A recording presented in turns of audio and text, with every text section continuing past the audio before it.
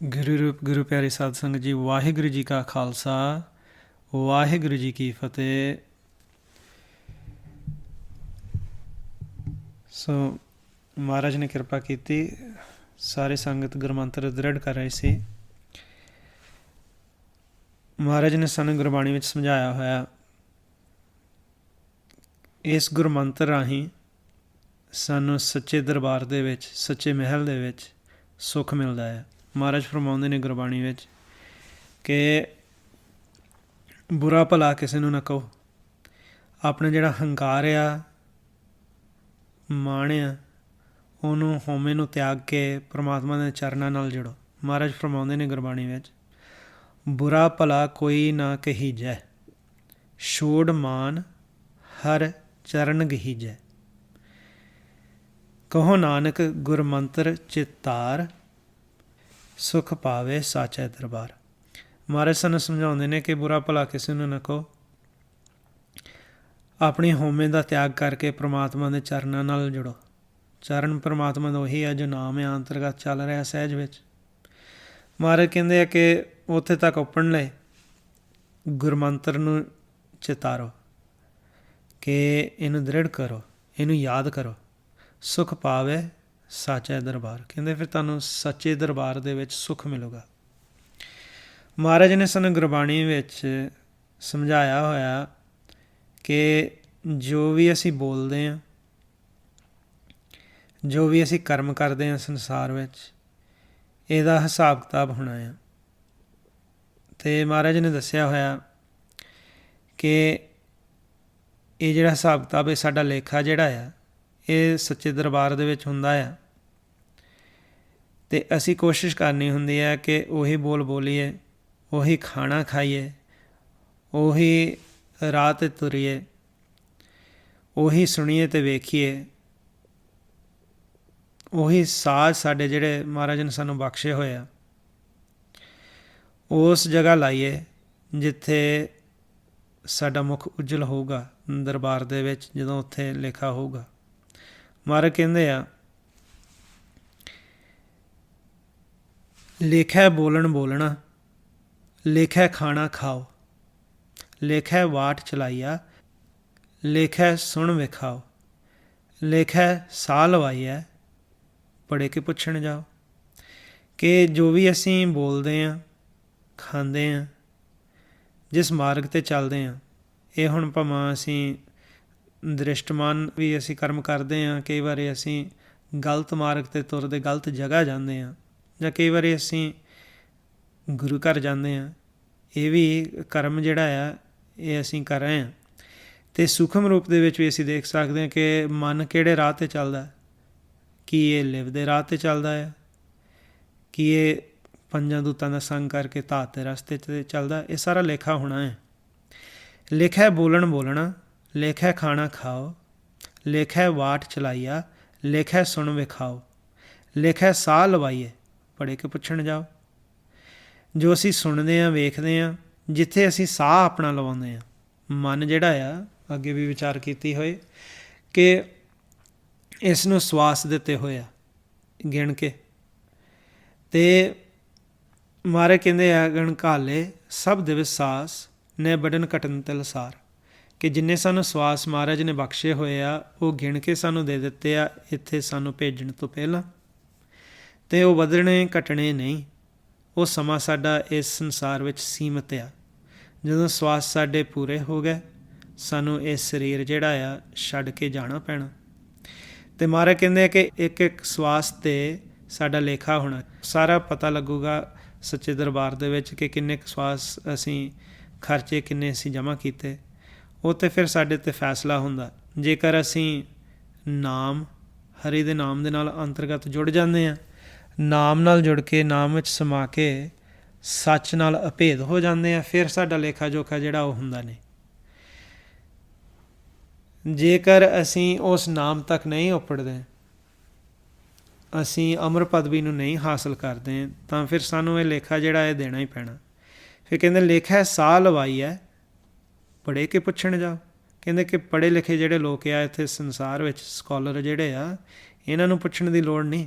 ਗੁਰਬਾਣੀ 'ਚ ਦੱਸਿਆ ਹੋਇਆ ਕਿ ਤੁਹਾਡੇ ਸਵਾਸਾਂ 'ਤੇ ਹਿਸਾਬ ਕਿਤਾਬ ਹੋਣਾ ਆ। ਹੁਣ ਮਹਾਰਾਜ ਨੇ ਸਾਨੂੰ ਇੱਥੇ ਸ਼ੁਰੂਆਤ 'ਚ ਦੱਸ ਦਿੱਤਾ ਕਿ ਜੋ ਅਸੀਂ ਬੋਲਦੇ ਹਾਂ ਉਹਦੇ 'ਤੇ ਵੀ ਸਾਡਾ ਹਿਸਾਬ ਕਿਤਾਬ ਹੋਣਾ ਆ। ਮਹਾਰਾਜ ਨੇ ਸਾਨੂੰ ਦੱਸ ਦਿੱਤਾ ਕਿ ਜਿਹੜੀ ਸਾਡੀ ਭਾਸ਼ਾ ਆ,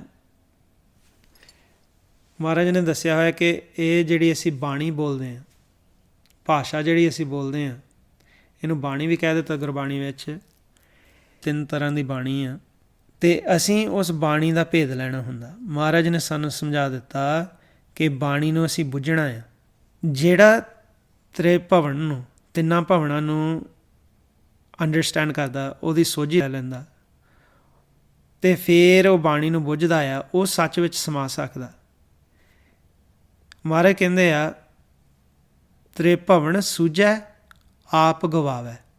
ਆਹ ਜਿਹੜੇ 3 ਭਵਨ ਆ, ਭਾਵੇਂ ਭੂਮਲੋਕ ਹੋਵੇ, ਪਤਾਲ ਲੋਕ ਹੋਵੇ, ਆਕਾਸ਼ ਲੋਕ ਹੋਵੇ, ਇਹਨਾਂ ਦੀ ਅਸੀਂ ਸੋਝੀ ਲੈਣੀ ਆ। ਤ੍ਰੈਗੁਣਾਂ ਦੇ ਵਿੱਚ ਅਸੀਂ ਰਹਿਣਾ ਆ ਅਤੇ ਇਹਦੀ ਸੋਝੀ ਲੈਣੀ ਕਿ ਮਾਇਆ ਆ। ਆਕਾਸ਼ ਲੋਕ ਦਾ ਸੰਬੰਧ ਆ ਸਤੋਗੁਣ ਦੇ ਨਾਲ, ਭੂਮਲੋਕ ਦਾ ਰਜੋਗੁਣ ਦੇ ਨਾਲ, ਪਤਾਲ ਲੋਕ ਦਾ ਤਮੋਗੁਣ ਦੇ ਨਾਲ। ਸਾਡਾ ਮਨ ਇੱਥੇ ਤ੍ਰੈਗੁਣਾਂ ਦੇ ਵਿੱਚ, ਤ੍ਰਿਲੋਕੀ ਦੇ ਵਿੱਚ ਵਿਚਰਦਾ ਆ। ਇਹਦੀ ਸਾਨੂੰ ਸੋਝੀ ਚਾਹੀਦੀ ਆ। ਉਹ ਗੁਰਬਾਣੀ ਰਾਹੀਂ ਸਾਨੂੰ ਸੋਝੀ ਮਹਾਰਾਜ ਬਖਸ਼ਦੇ ਆ ਕਿ ਸਾਰਾ ਮਾਇਆ ਦਾ ਦੇਸ਼ ਆ। ਸਾਨੂੰ ਸਮਝਾਉਂਦੇ ਆ ਕਿ ਇੱਥੇ ਧਾਤ ਦੇ ਰਸਤੇ 'ਤੇ ਚੱਲਾਂਗੇ ਅਤੇ ਰਜੋਗੁਣ ਤਮੋਗੁਣ ਤੱਕ ਸੀਮਿਤ ਰਹਾਂਗੇ ਅਤੇ ਸਾਡੇ ਮਨ ਨੇ ਫਿਰ ਉਸ ਵੇਲੇ ਕਾਮ ਕ੍ਰੋਧ ਹੰਕਾਰ ਦਾ ਸੰਗ ਲਿਆ ਹੋਏਗਾ। ਜੇ ਅਸੀਂ ਲਿਵ ਦਾ ਰਾਹ ਅਖਤਿਆਰ ਕਰਦੇ ਹਾਂ, ਪ੍ਰੇਮ ਦੇ ਮਾਰਗ 'ਤੇ ਚੱਲਦੇ ਹਾਂ, ਇਹ ਦੈਵੀ ਗੁਣ ਜਿਹੜੇ ਆ, ਇਹਨਾਂ ਨੂੰ ਜਦੋਂ ਅੰਤਰਗਤ ਅਸੀਂ ਧਾਰਨ ਕਰਦੇ ਹਾਂ, ਦਇਆ ਦੇ ਵਿੱਚ ਰਹਿੰਦੇ ਹਾਂ, ਸਹਿਨਸ਼ੀਲਤਾ, ਜਤ, ਸਤ, ਸੰਤੋਖ, ਇਹਨਾਂ ਨੂੰ ਅਸੀਂ ਅੰਦਰ ਧਾਰਨ ਕਰਕੇ ਫਿਰ ਇਸ ਤ੍ਰਿਲੋਕੀ ਤੋਂ ਉੱਪਰ ਉੱਠਣਾ, ਚੌਥੇ ਪਦ ਵਿੱਚ ਆਉਣਾ। ਅਤੇ ਮਹਾਰਾਜ ਨੇ ਦੱਸਿਆ ਤ੍ਰਿਭਵਨ ਸੂਝੈ ਆਪ ਗਵਾਵੈ, ਕਿ 3 ਭਵਨਾਂ ਦੀ ਸੋਝੀ ਹੋ ਜਾਏ ਅਤੇ ਆਪਣੇ ਆਪ ਨੂੰ ਗਵਾ ਲੈਣਾ, ਮਤਲਬ ਕਿ ਆਪਣੇ ਹਉਮੈ ਨੂੰ ਤਿਆਗ ਦੇਣਾ। ਫਿਰ ਕਹਿੰਦੇ ਬਾਣੀ ਬੁਝੈ ਸੱਚ ਸਮਾਵੈ। ਜਿਹੜਾ ਬਾਣੀ ਨੂੰ ਬੁੱਝ ਲੈਂਦਾ ਉਹ ਸਮਾ ਜਾਂਦਾ, ਸੱਚ ਪਰਮਾਤਮਾ ਦੇ ਵਿੱਚ ਸਮਾ ਜਾਂਦਾ ਹੈ। ਸ਼ਬਦ ਵਿਚਾਰੇ ਏਕ ਲਿਵ ਤਾਰਾ, ਨਾਨਕ ਧਨ ਸਵਾਰਨ ਹਾਰਾ।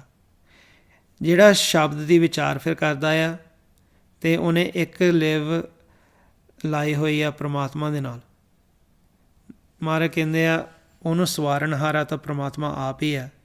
ਉਹ ਸਵਾਰਨਹਾਰਾ ਤਾਂ ਧਨ ਹੀ ਆ ਅਤੇ ਉਹ ਜਿਹੜਾ ਮਨ ਆ ਸਾਡਾ, ਉਸ ਨੂੰ ਵੀ ਸਵਾਰ ਦਿੰਦਾ ਉਹ ਮਾਲਕ ਸਾਡਾ, ਅਤੇ ਆਪਣੇ ਵਿੱਚ ਉਹਨੂੰ ਅਭੇਦ ਕਰ ਲੈਂਦਾ ਜੀਵ ਨੂੰ। ਹੁਣ ਇੱਥੇ ਜਿਹੜਾ ਮਹਾਰਾਜ ਨੇ ਕਿਹਾ ਬਾਣੀ ਬੁਝੈ ਸੱਚ ਸਮਾਵੈ, ਇਹ ਕਿਹੜੀ ਬਾਣੀ ਅਸੀਂ ਬੁੱਝਣੀ ਆ ਜਿਸ ਦੇ ਨਾਲ ਅਸੀਂ ਸੱਚ ਵਿੱਚ ਸਮਾਉਣਾ ਆ? ਉਹ ਫਿਰ ਮਹਾਰਾਜ ਨੇ ਗੁਰਬਾਣੀ ਵਿੱਚ 3 ਤਰ੍ਹਾਂ ਦੀ ਬਾਣੀ ਦਾ ਜ਼ਿਕਰ ਕੀਤਾ ਹੋਇਆ। ਉਹਨਾਂ 'ਚੋਂ ਇੱਥੇ ਦੱਸਿਆ ਹੋਇਆ ਕਿ ਅਸੀਂ ਅਨਹਦ ਬਾਣੀ ਜੋ ਨਾਮ ਆ, ਉਹਦਾ ਭੇਦ ਅਸੀਂ ਲੈਣਾ ਹੁੰਦਾ ਗੁਰਬਾਣੀ ਰਾਹੀਂ। ਮਹਾਰਾਜ ਸਾਨੂੰ ਦੱਸਦੇ 3 ਪ੍ਰਕਾਰ ਦੀ ਬਾਣੀ ਆ। ਜਿਸ ਬਾਣੀ ਦੇ ਵਿੱਚ ਸਮਾ ਕੇ ਅਸੀਂ ਪ੍ਰਮਾਤਮਾ ਨਾਲ ਮਿਲਾਪ ਕਰਨਾ ਆ, ਉਹਨੂੰ ਅਨਹਦ ਬਾਣੀ ਕਹਿ ਦਿੱਤਾ, ਅਨਹਤ ਬਾਣੀ ਕਹਿ ਦਿੱਤਾ ਗੁਰਬਾਣੀ ਵਿੱਚ। ਮਹਾਰਾਜ ਸਾਨੂੰ ਸਮਝਾਉਂਦੇ ਨੇ ਕਿ ਇਹ ਸਾਡੇ ਸਰੀਰ ਦੇ ਵਿੱਚ ਚੱਲਦੀ ਆ। ਇਹਨੂੰ ਹਰ ਕੀ ਕਥਾ ਵੀ ਕਹਿ ਦਿੱਤਾ ਆ। ਮਹਾਰਾਜ ਕਹਿੰਦੇ ਹਰ ਕੀ ਕਥਾ ਅਨਾਹਦ ਬਾਣੀ। ਇਸ ਨੂੰ ਨਾਮ ਕਿਹਾ ਹੋਇਆ। ਮਹਾਰਾਜ ਕਹਿੰਦੇ ਆ ਕਿ ਸਭ ਤੇ ਉੱਤਮ ਹਰ ਕੀ ਕਥਾ, ਨਾਮ ਸੁਨਤ ਦਰਦ ਦੁੱਖ ਲਥਾ। ਕਿ ਹਰੀ ਦੀ ਕਥਾ ਜੋ ਹਰੀ ਆਪ ਕਥਾ ਕਰ ਰਿਹਾ ਉਹ ਹੈ ਅਨਹਦ ਬਾਣੀ। ਅਤੇ ਜਿਵੇਂ ਹੁਣੇ ਵਿਚਾਰ ਕੀਤੀ ਸੀ ਕਿ ਹਰ ਕੀ ਕਥਾ ਅਨਾਹਦ ਬਾਣੀ, ਇਹ ਸਭ ਤੋਂ ਉੱਤਮ ਗਿਣੀ ਜਾਂਦੀ ਹੈ। ਸਭ ਤੇ ਉੱਤਮ ਹਰ ਕੀ ਕਥਾ, ਨਾਮ ਸੁਨਤ ਦਰਦ ਦੁੱਖ ਲਥਾ। ਇਸ ਦੇ ਵਿੱਚ ਸਾਡਾ ਮਨ ਜਿਹੜਾ ਆ ਨਾਮ ਵਿੱਚ ਸਮਾ ਕੇ ਹਰੀ ਨਾਲ ਮਿਲਾਪ ਕਰ ਲੈਂਦਾ। ਮਹਾਰਾਜ ਫਿਰ ਦੱਸਦੇ ਨੇ ਕਿ ਇਹ ਸਾਡੇ ਸਾਰਿਆਂ ਦੇ ਸਰੀਰ ਦੇ ਵਿੱਚ ਚੱਲਦੀ ਹੈ। ਮਹਾਰਾਜ ਦੱਸਦੇ ਨੇ ਕਿ ਕੰਨਾਂ ਦੁਆਰਾ ਅਸੀਂ ਅੰਤਰਗਤ ਇਹਨੂੰ ਸੁਣਨਾ। ਮਹਾਰਾਜ ਕਹਿੰਦੇ ਇਹ ਸਰਵਣੋ ਮੇਰਿਓ, ਸਾਚੈ ਸੁਣਨੇ ਨੋ ਪਠਾਏ। ਸਾਚੈ ਸੁਣਨੇ ਨੋ ਪਠਾਏ, ਸਰੀਰ ਲਾਏ ਸੁਣੋ ਸਤਬਾਣੀ। ਜਿਤ ਸੁਣੀ ਮਨ ਤਨ ਹਰਿਆ ਹੋਆ, ਰਸਨਾ ਰਸ ਸਮਾਣੀ। ਸੱਚ ਅਲਖ ਵਿਡਾਣੀ, ਤਾਕੀ ਗਤ ਕਹੀ ਨਾ ਜਾਏ। ਕਹਿ ਨਾਨਕ ਅੰਮ੍ਰਿਤ ਨਾਮ ਸੁਣੋ, ਪਵਿੱਤਰ ਹੋਵੋ ਸਾਚੈ ਸੁਣਨੇ ਨੋ ਪਠਾਏ। ਕਿ ਆਪਣੇ ਕੰਨਾਂ ਦੁਆਰਾ ਇਸ ਅਨਹਦ ਬਾਣੀ ਨੂੰ ਸੁਣਨਾ ਆ। ਇਹਨੂੰ ਸਤ ਬਾਣੀ ਵੀ ਕਹਿ ਦਿੱਤਾ। ਜਿਵੇਂ ਇੱਥੇ ਮਹਾਰਾਜ ਨੇ ਕਿਹਾ ਕਿ ਸਾਚੈ ਸੁਣਨੇ ਨੂੰ ਉਪਠਾਏ, ਸਰੀਰ ਲਾਏ ਸੁਣੋ ਸਤ ਬਾਣੀ।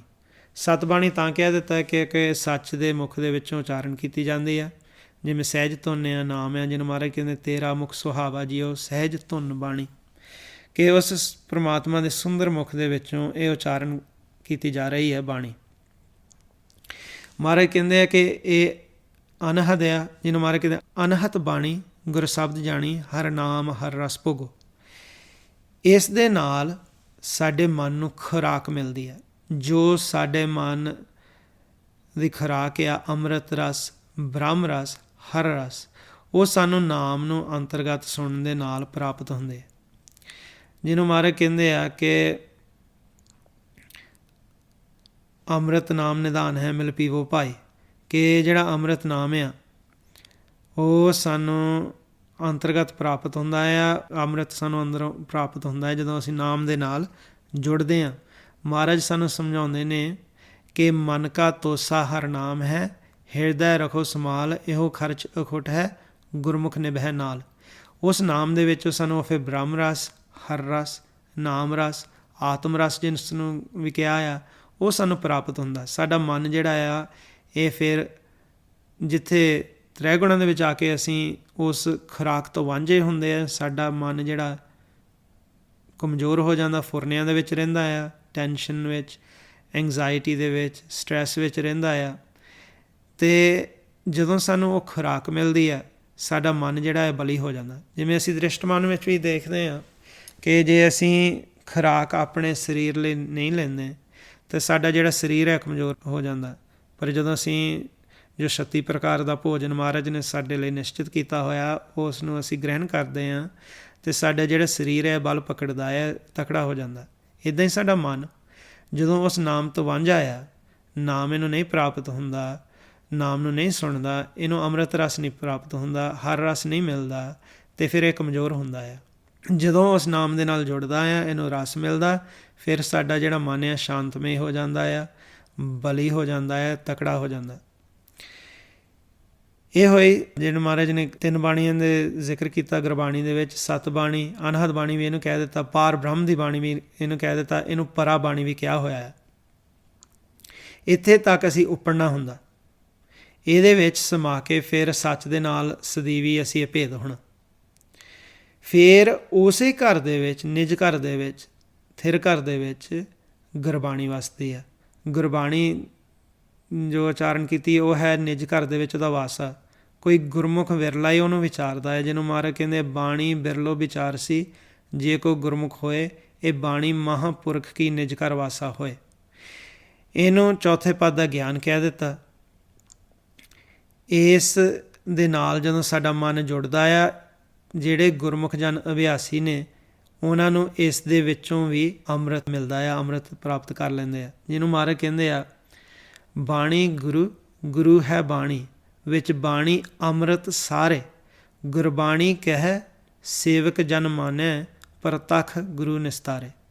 ਕਿ ਜਦੋਂ ਫਿਰ ਅਸੀਂ ਗੁਰਬਾਣੀ ਨਾਲ ਜੁੜਦੇ ਹਾਂ, ਕਿ ਗੁਰਮੁਖ ਗੁਰਬਾਣੀ ਨੂੰ ਪੜ੍ਹਦੇ ਪੜ੍ਹਦੇ ਉਹਨਾਂ ਦਾ ਵੀ ਮੂੰਹ ਮਿੱਠਾ ਹੁੰਦਾ, ਕਿਉਂਕਿ ਉਹਨਾਂ ਨੂੰ ਅੰਦਰੋਂ ਰਸ ਆਉਂਦਾ ਆ, ਅੰਮ੍ਰਿਤ ਰਸ। ਗੁਰਬਾਣੀ ਦੇ ਵਿੱਚ ਅੰਮ੍ਰਿਤ ਰਸ ਭਰਿਆ ਹੋਇਆ। ਅਤੇ ਗੁਰਬਾਣੀ ਵੀ ਜਿਵੇਂ ਅਨਹਦ ਬਾਣੀ ਆ, ਗੁਰਬਾਣੀ ਵੀ ਉਸੇ ਘਰ ਦੀ ਬਾਣੀ ਆ, ਚੌਥੇ ਪਦ ਦੀ। ਗੁਰਬਾਣੀ ਨਾਲ ਜੁੜ ਕੇ ਸਾਡਾ ਜਿਹੜਾ ਮਨ ਆ ਇਹ ਸੇਧ ਲੈ ਲੈਂਦਾ ਕਿ ਕਿਵੇਂ ਅਸੀਂ ਨਾਮ ਦੇ ਵਿੱਚ ਸਮਾਉਣਾ। ਇਹਨੂੰ ਗਿਆਨ ਪੂਰਾ ਹੋ ਜਾਂਦਾ, ਇਹ ਬ੍ਰਹਮ ਦਾ ਗਿਆਨ ਆ। ਜਦੋਂ ਅਸੀਂ ਗੁਰਬਾਣੀ ਨਾਲ ਜੁੜਦੇ ਹਾਂ, ਸਾਡਾ ਜਿਹੜਾ ਮਨ ਆ ਉਹ ਨਾਮ ਦਾ ਭੇਦ ਲੈ ਲੈਂਦਾ, ਪ੍ਰੈਕਟੀਕਲ ਕਰਕੇ ਫਿਰ ਨਾਮ ਵਿੱਚ ਸਮਾ ਕੇ ਸੱਚ ਨਾਲ ਮਿਲਾਪ ਕਰ ਲੈਂਦਾ। ਜਿਹੜੇ ਗੁਰਮੁਖ ਜਨ ਇਸ ਤਰੀਕੇ ਦੇ ਨਾਲ ਸੱਚ ਨਾਲ ਮਿਲਾਪ ਉਹਨਾਂ ਨੇ ਕੀਤਾ, ਨਾਦ ਵਿੱਚ ਸਮਾਏ, ਉਹਨਾਂ ਨੇ ਜੋ ਬਚਨ ਉਚਾਰਨ ਕੀਤੇ ਇਸ ਲੋਕ ਦੇ ਵਿੱਚ ਆ ਕੇ, ਉਹ ਹੈ ਚੌਥੇ ਪਦ ਦਾ ਗਿਆਨ। ਉਹਨੂੰ ਵੇਦ ਵੀ ਕਹਿ ਦਿੱਤਾ ਹੈ, ਜਿਹਨੂੰ ਮਹਾਰਾਜ ਕਹਿੰਦੇ ਗੁਰਮੁਖ ਨਾਦੰ ਗੁਰਮੁਖ ਵੇਦੰ ਗੁਰਮੁਖ ਰਹਿਆ ਸਮਾਏ। ਗੁਰਬਾਣੀ ਗੁਰੂ ਸਾਨੂੰ ਭੇਦ ਦਿੰਦੇ ਆ, ਸਾਨੂੰ ਅੰਦਰਲਾ ਕਿਵੇਂ ਅਸੀਂ ਆਪਣੀ ਸਰੀਰ ਦੀ ਖੋਜ ਕਰਨੀ, ਉਹ ਨਾਦ ਤੱਕ ਉੱਪੜ ਕੇ ਸੱਚ ਦੇ ਸਨਮੁਖ ਹੋਣਾ। ਇਹ ਚੌਥੇ ਪਦ ਦਾ ਗਿਆਨ, ਚੌਥੇ ਪਦ ਦੇ ਗਿਆਨ ਨੂੰ ਵੀ ਵੇਦ ਕਹਿ ਦਿੰਦੇ ਆ। ਅਸੀਂ ਇਹ ਜਿਹੜਾ ਗਿਆਨ ਆ ਇਸ ਤਰੀਕੇ ਨਾਲ ਅੰਦਰ ਵਸਾਉਣਾ ਹੈ ਕਿ ਸਾਡਾ ਜਿਹੜਾ ਮਨ ਆ ਉਹ ਸੱਚ ਨਾਲ ਅਭੇਦ ਹੋ ਜਾਏ, ਅਸੀਂ ਜੀਵਨ ਦਾ ਆਪਣਾ ਮਕਸਦ ਜਿਹੜਾ ਹਾਸਲ ਕਰ ਲਈਏ। ਕਿ ਅਸੀਂ ਇੱਥੇ ਸਾਰੇ ਸੰਸਾਰ ਵਿੱਚ ਆਏ ਹਾਂ, ਸਾਡੀ ਪ੍ਰਾਇਓਰਿਟੀ, ਸਾਡਾ ਮਿਸ਼ਨ ਇਹੀ ਹੈ ਸਾਰਿਆਂ ਦਾ ਕਿ ਅਸੀਂ ਸੱਚ ਪ੍ਰਮਾਤਮਾ ਨਾਲ ਮਿਲਾਪ ਕਰ ਲਈਏ। ਮਹਾਰਾਜ ਨੇ ਸਾਨੂੰ ਸਮਝਾ ਦਿੱਤਾ ਕਿ ਗੁਰਬਾਣੀ ਗਾਵੇ ਭਾਈ, ਉਹ ਸਫਲ ਸਦਾ ਸੁਖਦਾਈ, ਨਾਨਕ ਨਾਮ ਤੇ ਆਇਆ, ਪੂਰਬ ਲਿਖਿਆ ਪਾਇਆ। ਕਿ ਗੁਰਬਾਣੀ ਨੂੰ ਅਸੀਂ ਗਾਉਣਾ ਆ, ਉਹ ਹਮੇਸ਼ਾ ਹੀ ਸਾਨੂੰ ਸਫਲਤਾ ਬਖਸ਼ੂਗੀ, ਸੁਖਦਾਈ ਆ ਉਹ। ਅਤੇ ਉਸ ਦੇ ਨਾਲ ਜੁੜ ਕੇ ਫਿਰ ਸਾਨੂੰ ਨਾਮ ਪ੍ਰਾਪਤ ਅੰਦਰੋਂ ਹੁੰਦਾ ਆ। ਨਾਨਕ ਨਾਮ ਤੇ ਆਇਆ, ਪੂਰਬ ਲਿਖਿਆ ਪਾਇਆ। ਅਤੇ ਜਿਨ੍ਹਾਂ ਨੂੰ ਨਾਮ ਪ੍ਰਾਪਤ ਹੋ ਜਾਂਦਾ, ਮਹਾਰਾਜ ਨੇ ਸਾਨੂੰ ਸਮਝਾਇਆ ਹੋਇਆ ਕਿ ਇਹ ਪੂਰਬਲੇ ਭਾਗ ਸਾਡੇ ਚੰਗੇ ਹੋਏ ਤਾਂ ਸਾਨੂੰ ਉਸ ਨਾਮ ਤੱਕ ਪਹੁੰਚ ਜਿਹੜੀ ਆ ਪ੍ਰਮਾਤਮਾ ਨੇ ਬਖਸ਼ਿਸ਼ ਕਰ ਦਿੱਤੀ। ਮਹਾਰਾਜ ਨੇ ਸਾਡੇ ਇਹ ਚੰਗੇ ਭਾਗ ਸਾਨੂੰ ਆਪ ਬਖਸ਼ੇ। ਕਈ ਵਾਰੀ ਗੁਰਮੁਖ ਜਨ ਜਿਹੜੇ ਆ ਉਹ ਸਵਾਲ ਕਰ ਲੈਂਦੇ ਆ ਕਿ ਕਿਵੇਂ ਪਤਾ ਕਿ ਪਿਛਲੇ ਭਾਗ ਸਾਡੇ ਚੰਗੇ ਹੈ ਕਿ ਨਹੀਂ। ਪਿਛਲੇ ਜਨਮਾਂ ਨੂੰ ਜ਼ਰੂਰੀ ਨਹੀਂ ਦੇਖਣ ਦੀ ਲੋੜ ਕਿ ਭਾਗ ਚੰਗੇ ਅਸੀਂ ਇਸ ਜਨਮ ਵਿੱਚ ਵੀ ਲਿਖ ਸਕਦੇ ਹਾਂ। ਅਸੀਂ ਜੇ ਗੁਰਬਾਣੀ ਮੁਤਾਬਕ ਚੱਲਦੇ ਹਾਂ, ਮਹਾਰਾਜ ਨੇ ਸਾਡੇ ਜਿਹੜੇ ਚੰਗੇ ਭਾਗ ਆ ਸਾਡੇ ਬਣਾ ਦੇਣੇ ਆ, ਸਾਨੂੰ ਬਖਸ਼ ਦੇਣੇ ਆ। ਅਸੀਂ ਉਸ ਨਾਮ ਤੱਕ ਫਿਰ ਉੱਪੜ ਸਕਦੇ ਹਾਂ। ਫਿਰ ਮਹਾਰਾਜ ਨੇ ਸਾਨੂੰ ਸਮਝਾ ਦਿੱਤਾ ਕਿ ਆਵੋ ਸਿੱਖ ਸਤਿਗੁਰੂ ਕੇ ਪਿਆਰਿਓ, ਗਾਵੋ ਸੱਚੀ ਬਾਣੀ। ਇੱਦਾਂ ਹੀ ਗੁਰਬਾਣੀ ਨੂੰ ਵੀ ਸੱਚੀ ਬਾਣੀ ਕਹਿ ਦਿੱਤਾ ਕਿ ਤੁਸੀਂ ਇਹਨੂੰ ਗਾਉਣਾ ਆ। ਇਕੱਤਰ ਹੋ ਕੇ ਗੁਰਮੁਖ ਜਨ ਗਾਵੋ ਇਸ ਨੂੰ, ਅਤੇ ਉਸ ਸੱਚੀ ਬਾਣੀ ਜੋ ਅਨਹਦ ਬਾਣੀ ਆ ਉਹਦਾ ਵੀ ਭੇਦ ਤੁਹਾਨੂੰ ਮਿਲੂਗਾ। ਫਿਰ ਇਹ ਗੁਰਬਾਣੀ ਨੂੰ ਵੀ ਸੱਚੀ ਬਾਣੀ ਕਹਿ ਦਿੱਤਾ, ਅਨਹਦ ਬਾਣੀ ਨੂੰ ਵੀ ਸੱਚੀ ਬਾਣੀ ਕਿਹਾ ਹੋਇਆ ਹੈ। ਆਓ ਸਿੱਖ ਸਤਿਗੁਰੂ ਕੇ ਪਿਆਰਿਓ, ਗਾਵੋ ਸੱਚੀ ਬਾਣੀ, ਬਾਣੀ ਤਾਂ ਗਾਵੋ ਗੁਰੂ ਕੇਰੀ, ਬਾਣੀ ਆ ਸਿਰ ਬਾਣੀ। ਇੱਦਾਂ ਹੀ ਅਸੀਂ ਫਿਰ ਜਦੋਂ ਗੁਰਬਾਣੀ ਨੂੰ ਗਾਉਂਦੇ ਹਾਂ, ਅਸੀਂ ਨਾਲ ਨਾਲ ਭੇਦ ਲੈਣਾ ਹੁੰਦਾ, ਸ਼ਬਦ ਦੀ ਵਿਚਾਰ ਵੀ ਕਰਨੀ ਹੁੰਦੀ ਹੈ। ਹੁਣ ਸ਼ਬਦ ਦੀ ਵਿਚਾਰ ਜਿਹੜੀ ਆ, ਜਿਵੇਂ ਕਥਾ ਹੁੰਦੀ ਆ, ਅਕਥ ਕਥਾ ਹੁੰਦੀ ਆ। ਅਕਥ ਕਥਾ ਹੈ ਗੁਰਮਤਿ ਵਿਚਾਰ, ਜੋ ਗੁਰਬਾਣੀ ਵਿੱਚ ਸਾਨੂੰ ਦੱਸਿਆ ਹੋਇਆ, ਉਹ ਸਾਨੂੰ ਸਮਝਾਇਆ ਹੋਇਆ। ਗੁਰਬਾਣੀ ਦੇ ਵਿੱਚ ਹੀ ਸਾਨੂੰ ਭੇਦ ਦਿੱਤਾ ਹੋਇਆ ਸੱਚ ਦਾ, ਨਾਮ ਦਾ, ਸਾਡੇ ਸਕਾਇਆਂ ਦਾ। ਨਾਲ ਦੱਸ ਦਿੱਤਾ ਕਿ ਜੋ ਬ੍ਰਹਮੰਡੇ ਸੋਈ ਪਿੰਡੇ, ਜੋ ਖੋਜੈ ਸੋ ਪਾਵੈ, ਕਿ ਅਸੀਂ ਪ੍ਰੈਕਟੀਕਲ ਤੌਰ 'ਤੇ ਇਹਨੂੰ ਖੋਜ ਕਰਨੀ ਆ ਸਕਾਇਆਂ ਦੀ, ਅਤੇ ਉਸ ਨਾਮ ਤੱਕ ਉੱਪੜਨਾ ਹੈ। ਸ਼ਬਦ ਦੀ ਵਿਚਾਰ ਨਾਲ ਸਾਨੂੰ ਫਿਰ ਅਨਹਦ ਬਾਣੀ ਦਾ ਭੇਦ ਮਿਲਦਾ ਹੈ। ਗੁਰਬਾਣੀ ਦਾ ਗਿਆਨ ਸਾਨੂੰ ਕਲੀਅਰ ਹੋ ਜਾਂਦਾ ਸਾਡੀ ਭਾਸ਼ਾ ਦੇ ਵਿੱਚ। ਮਹਾਰਾਜ ਨੇ ਸਾਨੂੰ ਸਮਝਾਇਆ ਹੋਇਆ ਕਿ ਅਕਥ ਕਥੋ ਗੁਰਮਤਿ ਵਿਚਾਰ, ਕਿ ਗੁਰਮਤਿ ਵਿਚਾਰ ਅਕਥ ਕਥਾ ਹੈ। ਅਤੇ ਕਹਿੰਦੇ ਕਿ ਜੋ ਤੁਹਾਨੂੰ ਪ੍ਰਾਪਤ ਹੋ ਜਾਊਗਾ ਨਾ ਨਾਮ ਨਾਲ ਜੁੜ ਕੇ, ਰਿੱਧੀਆਂ ਸਿੱਧੀਆਂ ਵਿਵੇਕ ਬੁੱਧ ਬ੍ਰਹਮ ਗਿਆਨ, ਉਹ ਤੁਹਾਨੂੰ ਅਕਥ ਕਥਾ ਵੀ ਸੁਣ ਕੇ ਉਹੀ ਅਵਸਥਾ ਮਿਲ ਜਾਂਦੀ ਹੈ। ਮਹਾਰਾਜ ਕਹਿੰਦੇ ਆ, ਅਕਥ ਕੀ ਕਥਾ ਸੁਣੇ, ਰਿੱਧ ਬੁੱਧ ਸਿੱਧ ਗਿਆਨ ਸਦਾ ਸੁਖ ਹੋਏ। ਕਿ ਜਦੋਂ ਅਸੀਂ ਅਕਥ ਕਥਾ ਸੁਣਦੇ ਹਾਂ, ਰਿੱਧੀਆਂ ਸਿੱਧੀਆਂ ਵਿਵੇਕ ਬੁੱਧ ਬ੍ਰਹਮ ਗਿਆਨ ਅਤੇ ਸਦੀਵੀ ਸੁੱਖ ਸਾਨੂੰ ਪ੍ਰਾਪਤ ਹੋ ਜਾਂਦਾ ਹੈ। ਕਿ ਫਿਰ ਸੁਣ ਲਓ, ਅਕਥ ਕੀ ਕਥਾ ਸੁਣੇ, ਰਿੱਧ ਬੁੱਧ ਸਿੱਧ ਗਿਆਨ ਸਦਾ ਸੁਖ ਹੋਏ। ਰਿੱਧੀਆਂ ਸਿੱਧੀਆਂ ਵਿਵੇਕ ਬੁੱਧ ਬ੍ਰਹਮ ਗਿਆਨ ਤੁਹਾਨੂੰ ਅਕਥ ਕਥਾ ਵੀ ਸੁਣ ਕੇ ਪ੍ਰਾਪਤ ਹੋ ਜਾਂਦਾ ਹੈ। ਅਤੇ ਮਹਾਰਾਜ ਨੇ ਸਾਨੂੰ ਇਸ ਤਰੀਕੇ ਦੇ ਨਾਲ ਸਮਝਾ ਦਿੱਤਾ ਕਿ ਅਸੀਂ ਗੁਰਬਾਣੀ ਨਾਲ ਜੁੜਨਾ ਆ। ਹੁਣ ਗੁਰਬਾਣੀ ਨੂੰ ਜਦੋਂ ਅਸੀਂ ਗਾਉਂਦੇ ਹਾਂ, ਅਸੀਂ ਨਾਲ ਸਾਜ਼ ਵਰਤਦੇ ਹਾਂ। ਕੋਈ ਵਾਜਾ ਤਬਲਾ ਵਰਤਦਾ ਆ, ਕੋਈ ਗੁਰਮੁਖ ਜਨ ਜਿਹੜੇ ਆ ਢੱਡ ਸਰੰਗੀ ਵਰਤਦੇ ਆ, ਗੁਰਬਾਣੀ ਨੂੰ ਗਾਉਂਦੇ ਆ। ਜਿਹੜੀ ਸ਼ਬਦ ਦੀ ਵਿਚਾਰ ਆ, ਉਹ ਕੋਸ਼ਿਸ਼ ਕਰਦੇ ਹੁੰਦੇ ਜ਼ਿਆਦਾਤਰ ਆਮ ਬੋਲ ਕੇ, ਜਿਵੇਂ ਬਿਨਾਂ ਸਾਜ਼ ਤੋਂ।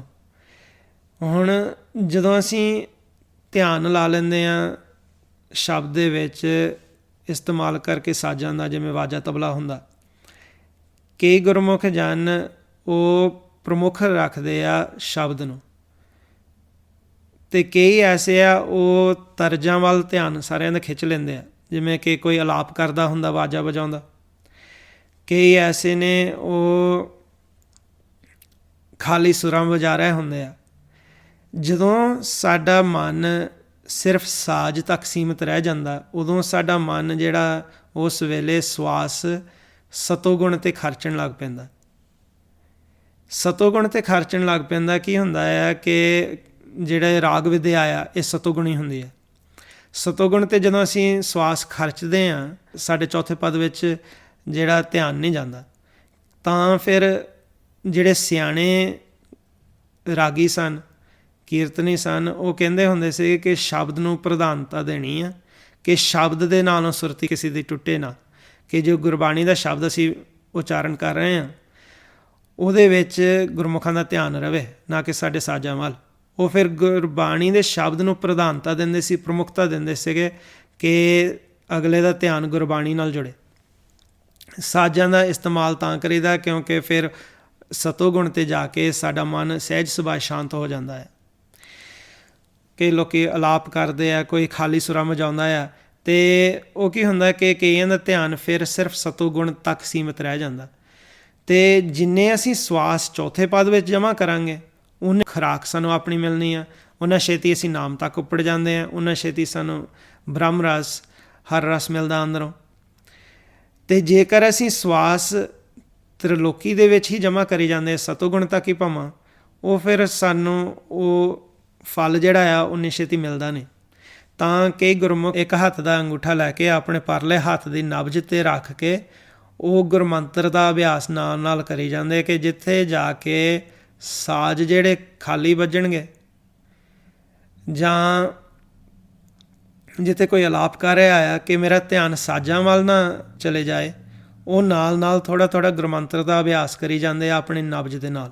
ਇਹ ਇੱਕ ਜੁਗਤੀ ਹੈ ਜੋ ਤੁਸੀਂ ਅਪਣਾ ਸਕਦੇ ਆ, ਕਿ ਜਦੋਂ ਗੁਰਦੁਆਰੇ ਕਈ ਵਾਰੀ ਅਸੀਂ ਬੈਠੇ ਹੁੰਦੇ ਹਾਂ, ਗੁਰਮੁਖਾਂ ਤੋਂ ਕੀਰਤਨ ਸੁਣਦੇ ਹਾਂ, ਕਿ ਸਾਡੇ ਸਵਾਸ ਜਿਹੜੇ ਆ ਸਿਰਫ ਸਾਜ਼ਾਂ ਤੱਕ ਨਾ ਸੀਮਿਤ ਰਹਿ ਜਾਣ, ਨਾਲ ਨਾਲ ਥੋੜ੍ਹਾ ਜਿਹਾ ਅਭਿਆਸ ਵੀ ਕਰ ਸਕਦੇ ਹਾਂ। ਜੇ ਤਾਂ ਤੁਹਾਡਾ ਧਿਆਨ ਪੂਰੀ ਤਰ੍ਹਾਂ ਗੁਰਬਾਣੀ ਦੇ ਸ਼ਬਦ ਵਿੱਚ ਆ, ਅਤੇ ਉੱਥੇ ਤਾਂ ਤੁਹਾਡੇ ਸਵਾਸ ਜਮ੍ਹਾਂ ਹੋਣੇ ਹੀ ਆ। ਪਰ ਜਦੋਂ ਸਿਰਫ ਸਾਡੀ ਸੁਰਤੀ ਸਾਜ਼ ਤੱਕ ਸੀਮਿਤ ਰਹਿ ਜਾਂਦੀ, ਉੱਥੇ ਫਿਰ ਸਾਨੂੰ ਥੋੜ੍ਹਾ ਜਿਹਾ ਲੋੜ ਪੈ ਜਾਂਦੀ ਹੈ ਕਿ ਅਸੀਂ ਨਾਲ ਆਪਣਾ ਅਭਿਆਸ ਵੀ ਜਾਰੀ ਰੱਖੀਏ, ਕਿ ਕੁਝ ਨਾ ਕੁਝ ਸਾਡਾ ਸਵਾਸ ਜਮ੍ਹਾਂ ਹੀ ਕੀਤਾ ਜਾਵੇ।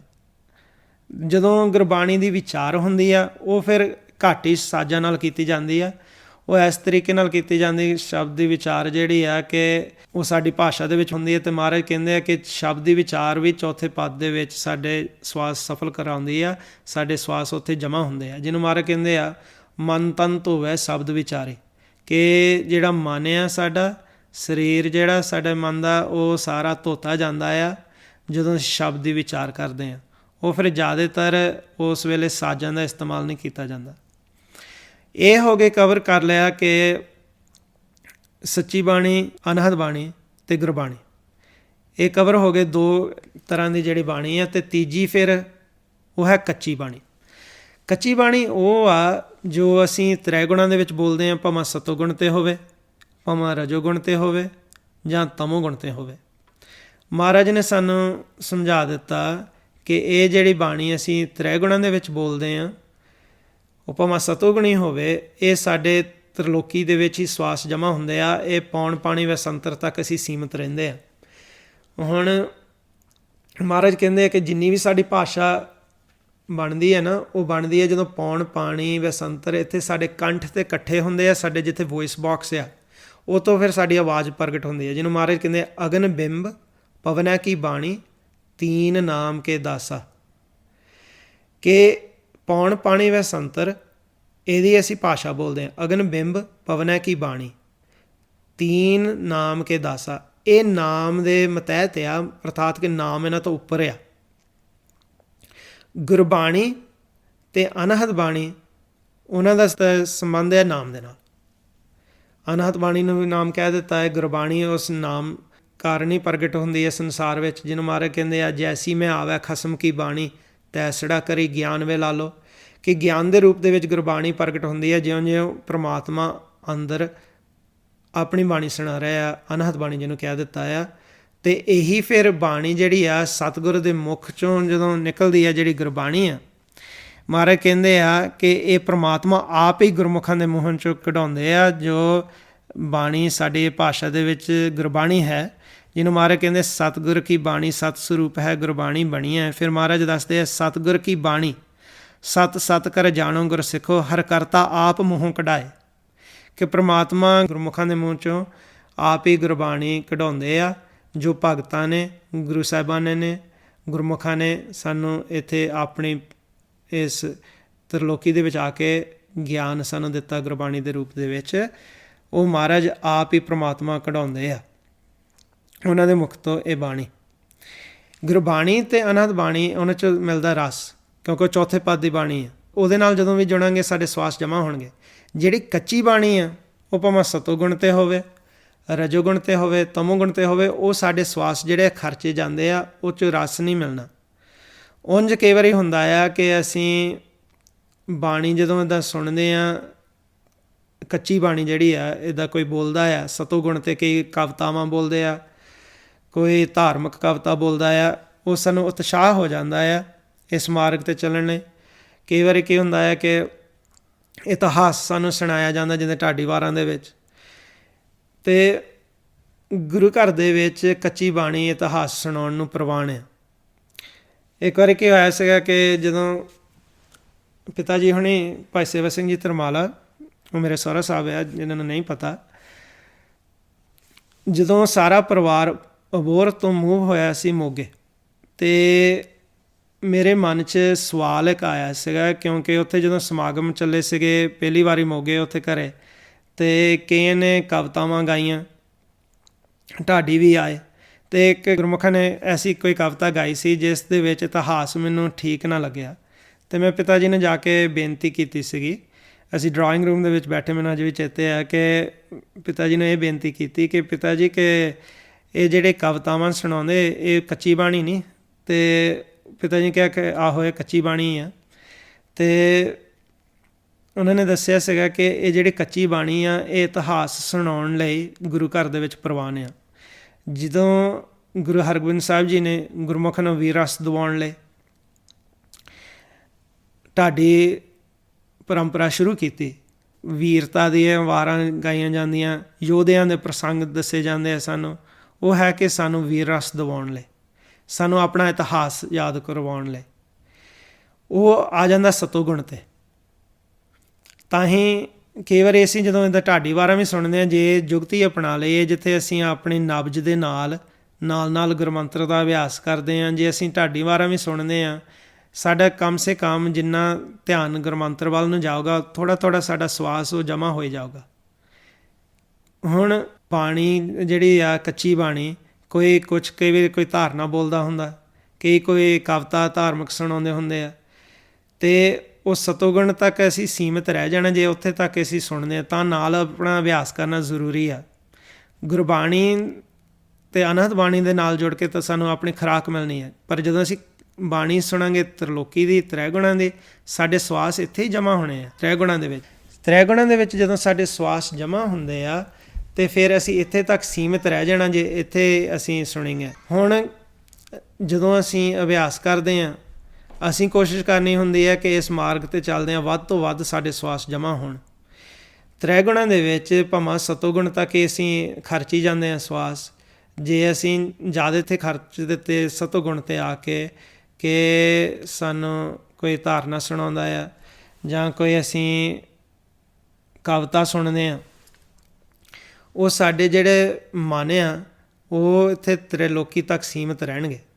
ਕਈ ਵਾਰੀ ਕੀ ਹੁੰਦਾ ਕਿ ਕਵਿਤਾਵਾਂ ਵੀ ਐਸੀਆਂ ਸੁਣਾਉਂਦੇ ਨੇ ਕਿ ਉਹ ਧਾਰਮਿਕ ਸਾਨੂੰ ਬਾਹਰੋਂ ਲੱਗਦੀਆਂ ਹੁੰਦੀਆਂ, ਪਰ ਉਹ ਹੁੰਦਾ ਹੈ ਸਾਰਾ ਦੁਬਦਾ ਦੁਰਮਤ ਹੁੰਦੀ ਹੈ ਵਿੱਚ ਭਰੇ ਪਏ, ਅਤੇ ਸਾਡਾ ਸਵਾਸ ਉੱਥੇ ਫਿਰ ਖਰਚਿਆ ਜਾਊਗਾ। ਤਾਂ ਹੀ ਗੁਰਮੁਖ ਜਨ ਉਹ ਕੋਸ਼ਿਸ਼ ਕਰਦੇ ਆ ਕਿ ਨਾਲ ਆਪਣਾ ਅਭਿਆਸ ਜਾਰੀ ਰਹੇ।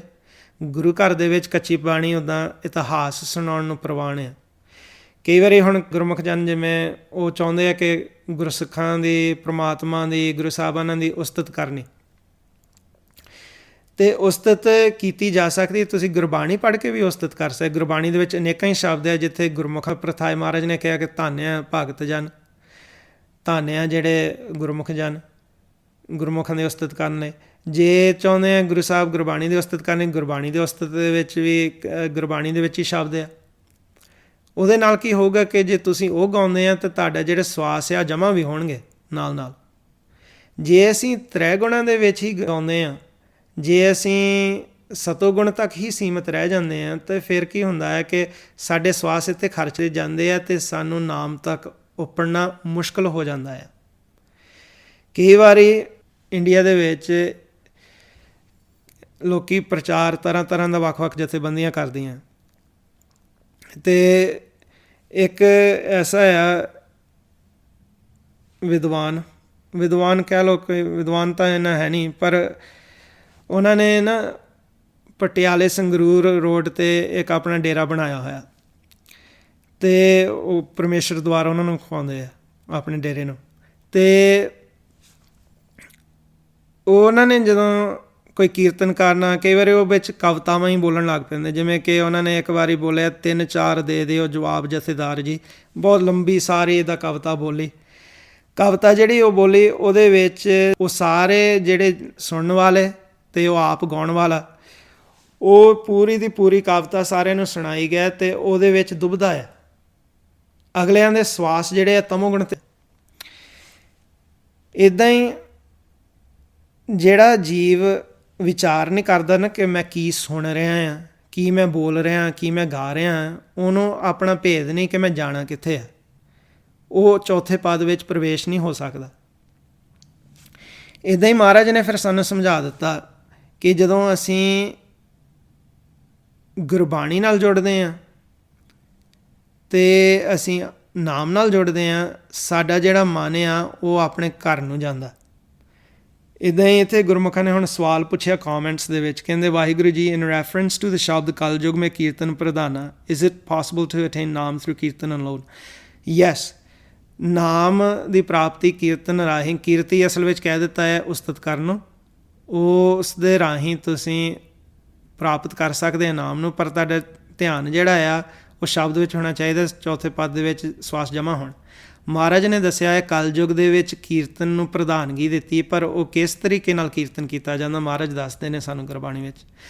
ਕਲਯੁਗ ਮੇਂ ਕੀਰਤਨ ਪ੍ਰਧਾਨਾ, ਗੁਰਮੁਖ ਜਪੀਏ ਲਾਏ ਧਿਆਨਾ, ਕਿ ਗੁਰਮੁਖ ਜਨ ਜਿਹੜੇ ਆ ਉਹ ਧਿਆਨ ਲਾਉਂਦੇ ਆ ਜਦੋਂ ਕੀਰਤੀ ਕਰਦੇ ਆ, ਉਸਤਤ ਕਰਦੇ ਆ। ਅਤੇ ਮਹਾਰਾਜ ਫਿਰ ਸਾਨੂੰ ਦੱਸਦੇ ਆ ਕਿ ਉਹ ਧਿਆਨ ਕਿੱਥੇ ਲਾਉਂਦੇ ਆ। ਮਹਾਰਾਜ ਕਹਿੰਦੇ ਬੀਜ ਮੰਤਰ ਹਰ ਕੀਰਤਨ ਗਾਓ, ਆਗੇ ਮਿਲੀ ਨਿਥਾਵੇਂ ਥਾਓ, ਗੁਰਪੂਰੇ ਕੀ ਚਰਨੀ ਲਾਗ, ਜਨਮ ਜਨਮ ਕਾ ਸੋਇਆ ਜਾਗ। ਕਿ ਪੂਰੇ ਗੁਰੂ ਦੇ ਚਰਨਾਂ ਨਾਲ ਜੁੜ ਕੇ ਅਸੀਂ ਜਨਮਾਂ ਜਨਮਾਂਤਰਾਂ ਦਾ ਸੁੱਤਾ ਹੋਇਆ ਮਨ ਜਿਹੜਾ ਸਾਡਾ ਆ ਉਹ ਜਾਗ ਪੈਂਦਾ ਆ।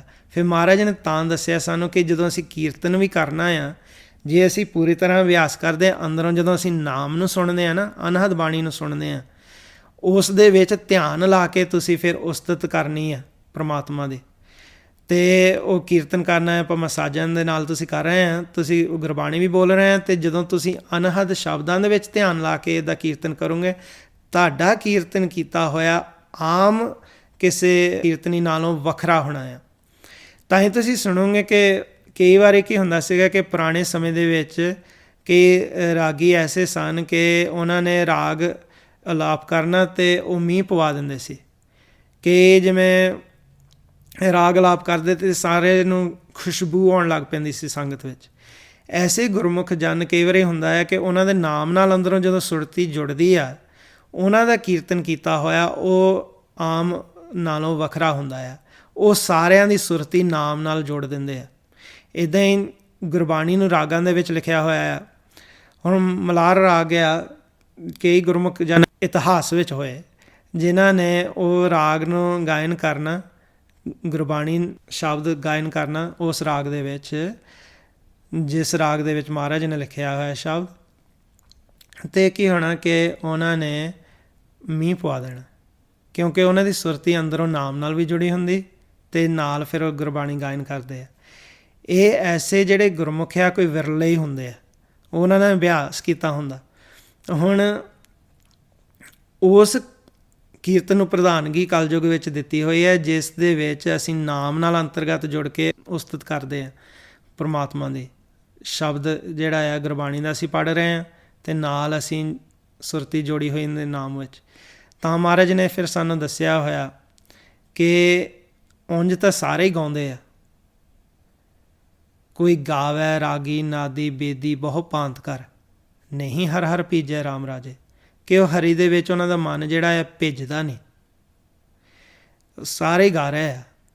ਤਾਂ ਅਸੀਂ ਕੋਸ਼ਿਸ਼ ਕਰਨੀ ਹੈ ਕਿ ਅਸੀਂ ਪ੍ਰੈਕਟੀਕਲ ਤੌਰ 'ਤੇ ਨਾਮ ਅਭਿਆਸ ਨਾਲ ਕਰਕੇ ਨਾਮ ਦੇ ਵਿੱਚ ਸੁਰਤੀ ਜੋੜ ਕੇ ਅਸੀਂ ਗਾਇਨ ਕਰੀਏ। ਤਾਂ ਹੀ ਫਿਰ ਕਿਹਾ ਸੀਗਾ ਕਿ ਕਈ ਵਾਰੀ ਹੁਣ ਜਿੱਦਾਂ ਗੁਰਮੁਖ ਜਾਣੇ, ਤੁਹਾਨੂੰ ਨਹੀਂ ਪਤਾ ਹੁੰਦਾ ਕਿ ਸਟੇਜ 'ਤੇ ਕਿਹਦੀ ਕੀ ਅਵਸਥਾ ਆ, ਤੁਸੀਂ ਆਪਣਾ ਅਭਿਆਸ ਨਾਲ ਕਰੀ ਜਾਓਗੇ ਤਾਂ ਤੁਹਾਡੀ ਸੁਰਤੀ ਸਾਜ਼ਾਂ ਤੋਂ ਉੱਪਰ ਉੱਠੀ ਰਹੇ ਅਤੇ ਨਾਲ ਤੁਹਾਡੇ ਸਵਾਸ ਜਮ੍ਹਾਂ ਹੋਣ। ਹੁਣ ਜਿਹੜੀ ਕੱਚੀ ਬਾਣੀ ਦੀ ਗੱਲ ਕਰ ਰਹੇ ਸੀਗੇ, ਹੁਣ ਜਿਵੇਂ ਕਈ ਕਵਿਤਾਵਾਂ ਬੋਲ ਦਿੰਦੇ ਆ, ਕਵਿਤਾਵਾਂ ਜਿਹੜੀਆਂ ਹੁੰਦੀਆਂ ਆ ਕਈ ਵਾਰੀ ਉਹ ਵੀ ਭੇਦ ਨਹੀਂ ਗੁਰਮੁਖ ਜਾਣਦੇ ਕਿ ਇਹ ਅਸੀਂ ਤਮੋ ਗੁਣ 'ਤੇ ਬੋਲ ਰਹੇ ਹਾਂ, ਦੁਬਿਧਾ ਖੜੀ ਕਰ ਰਹੇ ਹਾਂ। ਜਿਵੇਂ ਉਹ ਜ਼ਿਕਰ ਕੀਤਾ ਸੀਗਾ ਕਿ 2-3 ਜਵਾਬ ਦਿਓ ਜਥੇਦਾਰ ਜੀ ਜਿਹੜੇ ਗਾਉਂਦੇ ਸੀ। ਹੁਣ ਇੱਦਾਂ ਦੇ ਜਿਹੜੇ ਵਿਅਕਤੀ ਆ ਉਹ ਸਾਰੇ ਦੇ ਸਾਰੇ ਪਿੱਛੇ ਆਪਣੇ ਲਾ ਦਿੰਦੇ ਆ, ਗੁਰਬਾਣੀ ਨਾਲ ਨਹੀਂ ਫਿਰ ਇੱਦਾਂ ਜੋੜਦੇ। ਹੁਣ ਇਸੇ ਜੀਵ ਨੇ ਥੋੜ੍ਹੇ ਦਿਨ ਪਹਿਲਾਂ ਜ਼ਿਕਰ ਕਰ ਦਿੱਤਾ, ਮੋਗੇ ਬਾਰੇ ਜ਼ਿਕਰ ਕਰ ਰਿਹਾ ਸੀ ਕਿ ਜੀ ਉੱਥੇ ਬ੍ਰਹਮ ਗਿਆਨ ਦੇ ਡਿਗਰੀ ਦਿੱਤੇ ਜਾਂਦੇ ਆ ਜਾਂ ਸੰਤ ਦੇ ਡਿਗਰੀ ਦਿੱਤਾ ਜਾਂਦਾ ਹੈ, ਇੱਦਾਂ ਕਹਿਣ ਲੱਗ ਪਏ ਉੱਤੇ ਇੰਟਰਨੈਟ 'ਤੇ। ਪਰ ਮਹਾਰਾਜ ਨੇ ਜਿੱਦਾਂ ਗੁਰਬਾਣੀ 'ਚ ਸਾਨੂੰ ਸਮਝਾਇਆ ਹੋਇਆ ਕਿ ਜਿਹੜੇ ਲੋਕ ਹੁੰਦੇ ਆ ਬੇਸਮਝ, ਐਸੇ ਲੋਗਨ ਸਿਉਂ ਕਿਆ ਕਹੀਏ ਜੋ ਪ੍ਰਭ ਕੀਏ ਭਗਤੇ ਬਾਹਜ ਤਿਨ ਤੇ ਸਦਾ ਡਰਾਨੇ ਰਹੀ ਹੈ।